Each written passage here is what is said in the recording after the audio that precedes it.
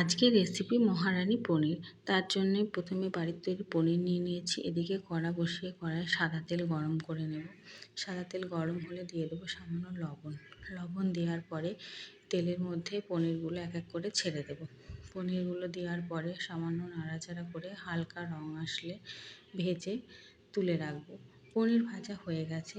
ওই তেলেতেই একটা মাঝারি সাইজের ক্যাপসিকাম ভালো করে নেড়ে চেড়ে নেব, হালকা ভেজে তুলে রাখবো।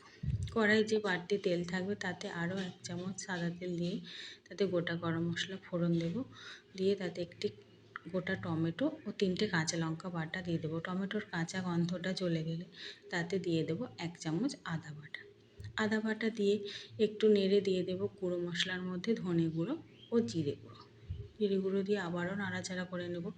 রঙের জন্য দিয়ে দেবো সামান্য চিনি ও 1 চামচ কাশ্মীরি লঙ্কার গুঁড়ো। মশলাটা সুন্দর করে কষানো হয়ে গেলে তেল ছাড়লে তাতে দিয়ে দেবো 1 চামচ চারমগজ ও পোস্ত বাটা। পোস্ত বাটা দিয়ে সামান্য জল দিয়ে মশলাটা খুব সুন্দর করে কষাতে থাকবো। কষানো হয়ে গেলে দিয়ে দেবো বাড়ির তৈরি 3 চামচ ফ্যাটানো টক দই। টক দই দিয়ে মশলাটা আরও সুন্দর করে কষিয়ে নেব। কষানো হয়ে গেছে, দিয়ে দেব স্বাদের জন্য লবণ। লবণটা মিশিয়ে নিয়ে দিয়ে দেব ক্যাপসিকামটা।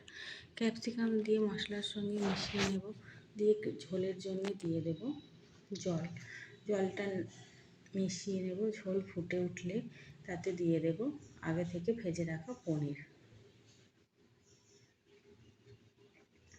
পনির ঝোলের সঙ্গে মিশিয়ে নেব। মেশানো হয়ে গেলে ঝোল ফুটে আসলে তাতে দিয়ে দেব আগে থেকে রোস্টেড কসুরি মেথি ও 1 চামচ ঘি।